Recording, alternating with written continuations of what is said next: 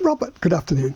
Thank you for coming to Greenwich to talk about the Landscape Institute and landscape architecture. Always a pleasure. The history of it is on the Wikipedia entry now. So can I just ask you, when did you first encounter the Institute? It was reading the Times diary in the 1960s, and there was a daily piece at the bottom of the leader page by Michael Leitman, and he talked about this profession, which seemed extraordinarily difficult to get into because you had to have an understanding of geology and horticulture and the arts and so forth, of soils and plants and everything. Well, thank you to Michael Leitman for bringing you in. When did you actually encounter the Institute? The building then was in Bedford Square.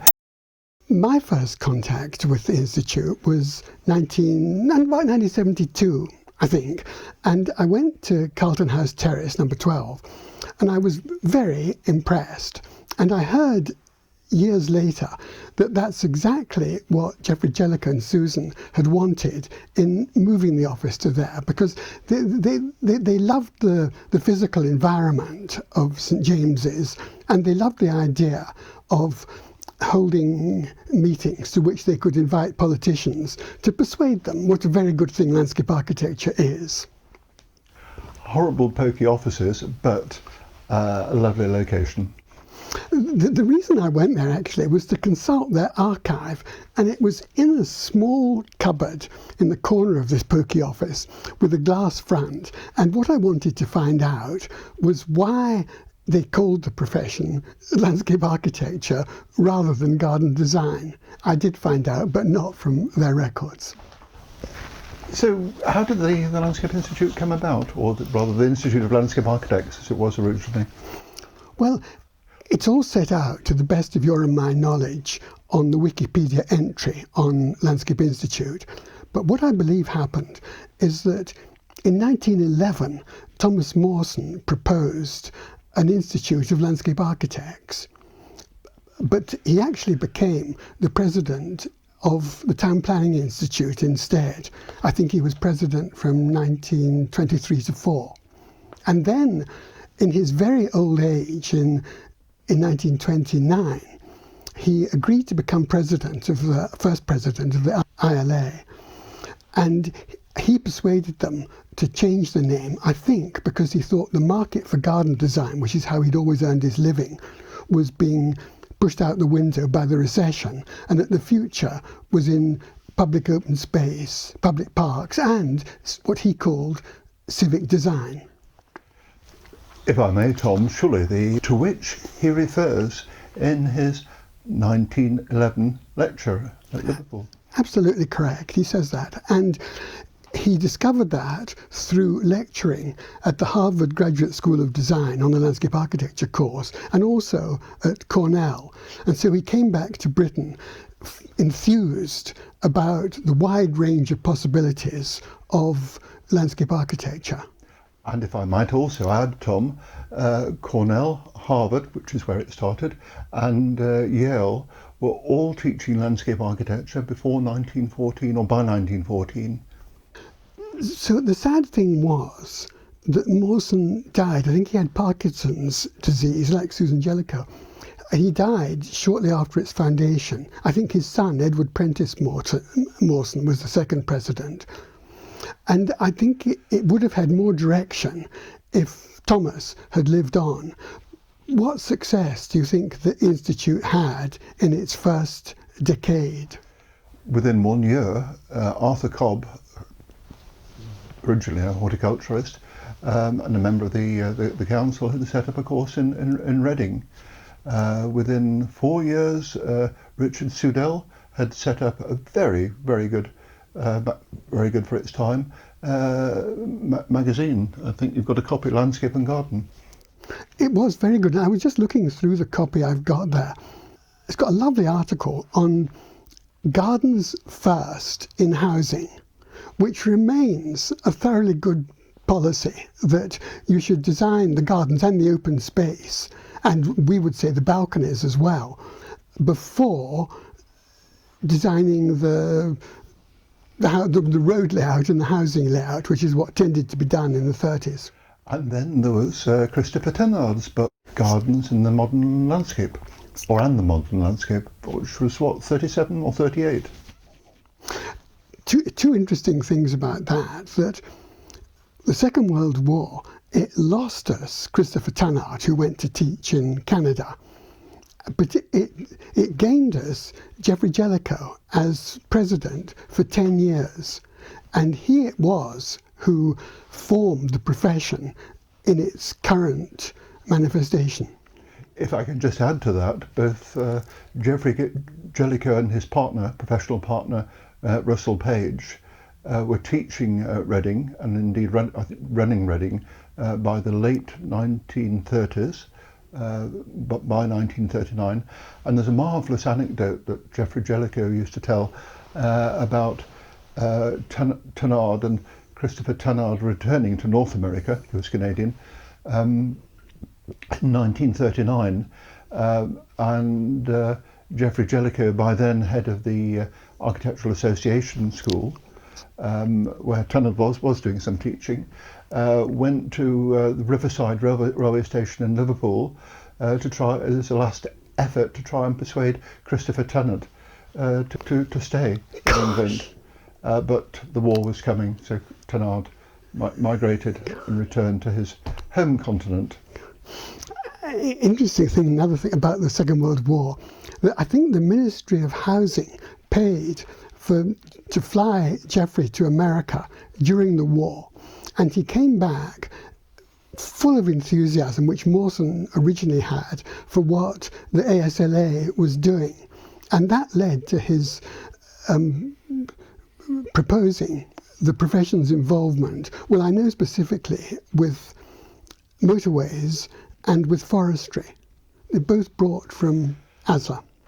Geoffrey Jellicoe had very good international connections, and indeed that led to the setting up of the International Federation of Landscape Architects post-war. Was it 1947? I think 48. 48 in Cambridge.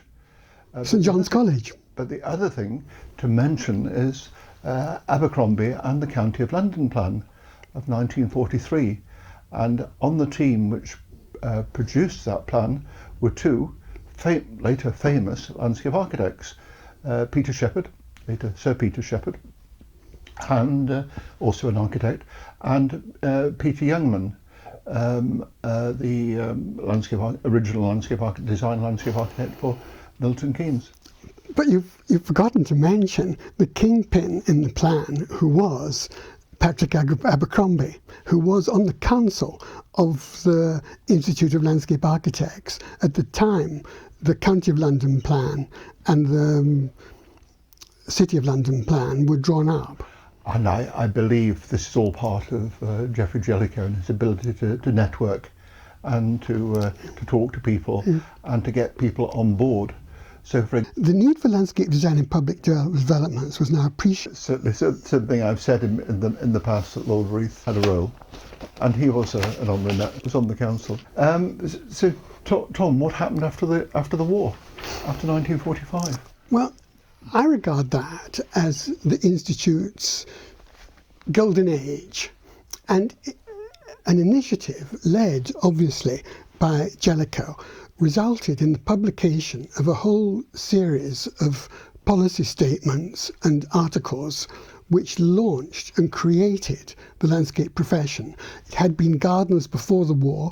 It became something completely different after the war. And so I've got in my hands here a booklet on the landscape treatment of roads, on the urban scene, designed for pleasure and hardware in the landscape. What else have I got? He did reports on forestry, housing, private enterprise housing and landscape design. That's what built the profession as we know it. Or indeed, you could quote 1943 when his commission on Hope Quarry started, extractive industry. Yes, of course. By commission, you mean his personal work for Blue Circle Cement, rather than, it wasn't Blue Circle then, I don't think. But yeah. Yes, great project. It was the Cement Association, and that led on to getting funding from them and the ICI for 2 lectureships in 1947, one in Newcastle and one at the Bartlett University College London, which led to 1949 the UCL course starting with Peter Youngman, and to Brian Hackett in Newcastle in 49. They were more than lectureships, they were funded chairs. Professor Hackett and Professor Youngman. There you're wrong, Tom. I do Okay. know. They weren't professorships, they were lectureships. Okay, I give way. Yeah, because Hackett didn't get a personal lectureship until the first professor, Arnold Weddell, was set up also later in the 1968, I think it was, using funding from the Northern Arts Foundation. I thought it was from London Weekend Television. It was from Granada TV. Granada. Which basically funded the Northern Arts Foundation, which is what it formerly came from. Okay. So those are both examples of the Institute of Landscape Architects promoting education. Yes. In fact, what was the role of landscape architecture? Well, very good question. So, the objects of the ILA were defined in Clause 2 of its first constitution, drafted by Gilbert Henry Jenkins. It writes, "The Institute shall be formed to promote the study and general advancement of the art of landscape architecture in all its branches, and to serve as a medium of friendly intercourse between the members and others practicing or interested in the art." And you get echoes of those phrases in the current charter of the Landscape Institute. Particularly, the active role of the Landscape Institute is to promote the arts and sciences of landscape architecture in all its several divisions.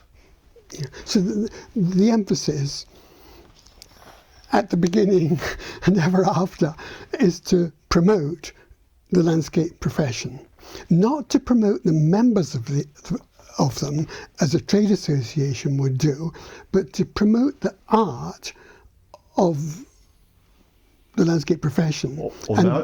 Or nowadays, the arts and sciences of landscape architecture. Yes, and the public good which they can achieve. The emphasis has to be on public goods. And that was particularly because the public good is particularly because of its charitable status. It registered first with the Charity Commission in 1967.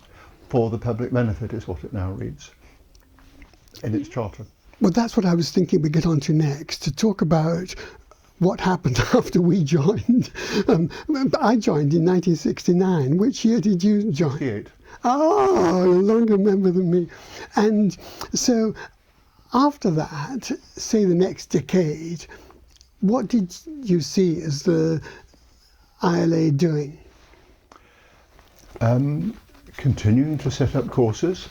I've already mentioned, I believe, the Sheffield course in 1968, which was Professor Weddell's course.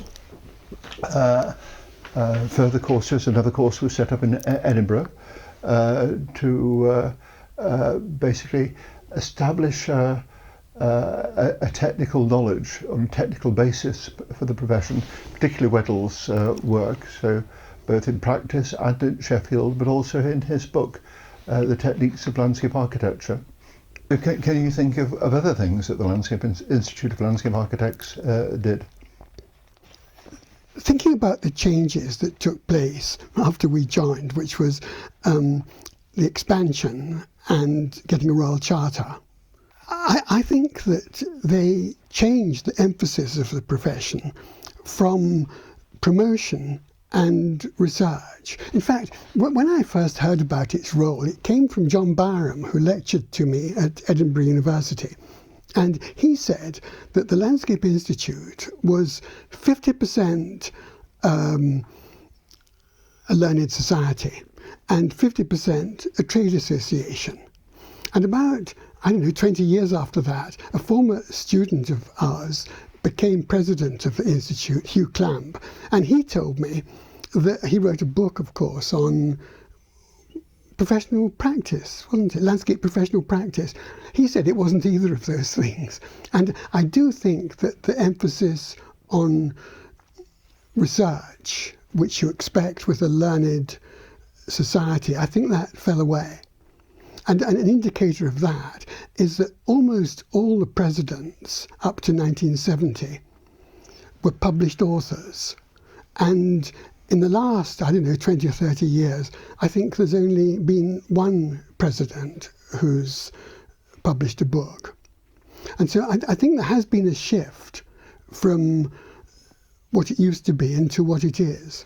I don't think it's cause and effect. What you've referred to is the 1976, 1977 expansion of the profession, where initially divisions were set up also in addition to landscape design, which is landscape architecture, in science and landscape management, and then the later incorporation of urban design and so forth. An ambition which was not fulfilled because the Institute didn't actively recruit scientists and didn't actually actively recruit managers, and both have gone their own way and set up other professional, the CIEM, for example, which is now a chartered body. The other thing that you're referring to is the Royal Charter, which was 1997, I believe, late 1990s. Yeah. I mean, my comment on the expansion, which was led by, I think, Bill Gillespie, Cliff Tandy, and Brenda Colvin. They commissioned a report from Peter Youngman about it, Professor Peter Youngman, University College, and he advised them that it wasn't a good idea, but if they were going to do it, they should most certainly include garden design, urban design, and landscape planning. And they didn't do that, and I think particularly not including, garden design and urban design. I think that was a terrible mistake for the future of the profession. It was turning away from its origin. Yeah, I'd agree with that. Basically, the Landscape Institute has problems with its identity in this country. It doesn't know what to call itself. It's not, like the Americans, clear that it's a landscape architecture profession. Very true. And it's generally rather muddled overall as to what it is as a body. I mean, I think I'd use the word unclear rather than muddled, because it's obviously the professional members of the Institute that need to be clear about it, and they need to pass their vision on to the Secretariat. But that lack of clarity goes back to the 1940s. For example, I did a diploma landscape design, postgraduate diploma at Newcastle, because Brian Hackett, who was an architect by origin, didn't want to use the term architecture. Geoffrey Jellicoe was unhappy about it too, for a different reason. He thought that architecture was about straight lines and that landscape architecture was about biology and nature and non-straight lines. So Robert, if the profession isn't, so Robert, if the Institute is not gauged in promotion as it used to be, what is it doing now? The things I've heard it speak about recently, which I invite you to comment on, are its roles in regulating the profession, in being an educational charity, and in being a business. Could you comment on those three? Well, it doesn't do any of those things effectively, and indeed doesn't do some of them at all. It's certainly not an educational charity if you think that a university or a school is an educational charity, or something promoting education is a charity. it does, I would say, strictly does regulate entry to the profession, more or less, and in a rather wonky sort of way. But that's difficult, isn't it? Because it's not a protected title like architecture. And so, I mean, Tom, Dick and Harry can all call themselves landscape architects. And so in that sense, it can't be regulated. It's certainly not a registered profession. It doesn't have an act of parliament such as, say, architecture has, or the medical professions have. I would personally, I wouldn't want it to have that. In that respect, it can be compared with Holland or with Germany, where the profession is state registered. In Germany, it's in individual land. So what about the third thing? I'm puzzled about the Landscape Institute being a business. Can you explain? It isn't a business, it's a charity. If you mean by, depends really what you mean by a business. Well, is it business-like? It might be arguable that it's got problems there, but is it a business? Does it aim to make a profit? No. I attended the AGM in Cardiff in 2024, and they said there that it was a business. I think the only thing I can think of they've got in mind is selling CPD courses to the membership. I mean, that's a bit like a business activity, but I don't see why one should raise more money from the membership when they're paying what most members regard as too high a fee in any case. You mean treating the membership as a cash cow? Well, I didn't say that. I'm not so tied with the Landscape Institute as an institution. I'm not particularly admirer of the Landscape Institute as an institution, but it's a small professional body in this country. I'm much more interested in the idea of the arts and sciences of landscape architecture, which have a real role to play in British society. Yeah. And I really do believe that's far more important than worrying too much about the Landscape Institute. It's inspiring to look back at the founders of the Landscape Institute to see what they did do, and to use that as a way of thinking about what landscape architecture in this country could do. There's a whole series of things that we haven't really discussed. In the 1950s, for example, from new towns to work on reservoirs. We're talking in 2024, there's not been a new reservoir built in this country since privatisation, and we're running out of water essentially. It's a wet year this year, but there will be, and there have been in recent years, droughts. To forestry, to the national grid. We've just got a new Labour government, and as a result there's going to be a lot more onshore wind farms. With all of these forestry, wind farms, there's a new towns. There's a huge role for landscape architects. To move on to, I think, at the last issue, which is that the Clause 2 of the 1932, I think, Constitution, it also said that the Institute should serve as a medium of friendly intercourse between the members and others practicing or interested in the art. Now, Robert, I remember when you were the chair of what was then the Southeast branch. I think it was the first branch of the Institute of Landscape Architects, and it really was that. There used to be regular meetings, there was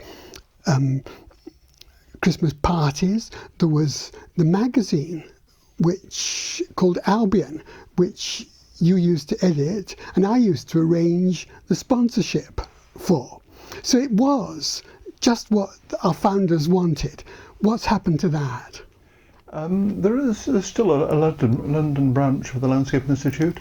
Well, there wasn't then. There's two branches. There's London and South East now, whereas there was only South East then. Yeah. So there's now a London branch, which is really quite big, about 1,300 members.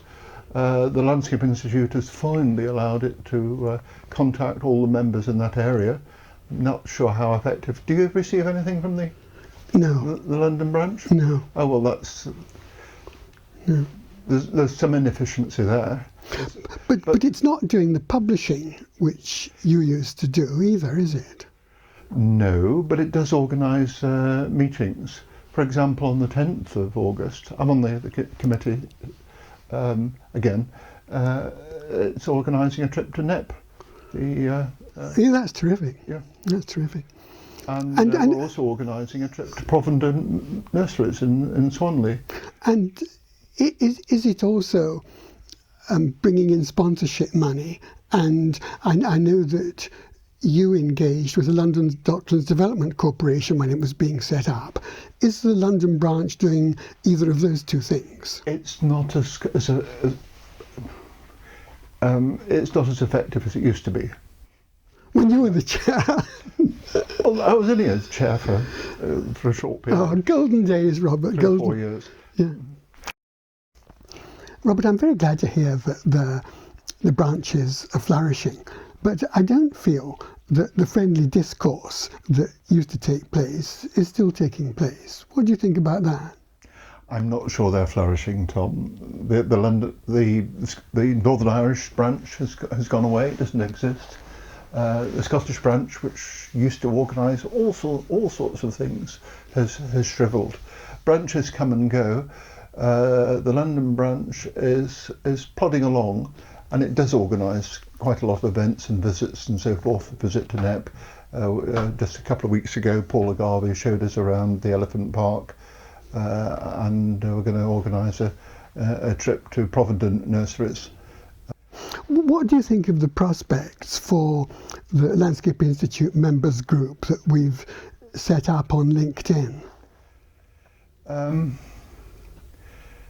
How many members has it got at the moment? 200. It might, but the problem with these initiatives is that it's not reaching the 5,000 members of the Landscape Institute. It's a subject of regret to me that the existence of an active member group has not been publicised to the membership by the Secretariat. I think you're touching on something very important. The Landscape Institute isn't realising the potential of its membership, of its 5,000 members, who individually are doing some very good things. We could have another chat about that sometime, as to what people are doing at the moment and what it can do, what they can do. But it doesn't promote active discourse and interchange between its members as a professional body. In fact, it's rather afraid of critique and discussion. It's defensive. And I mean, just something I'd like to add, although I can't resist it since we've got the old journals lying on the carpet here.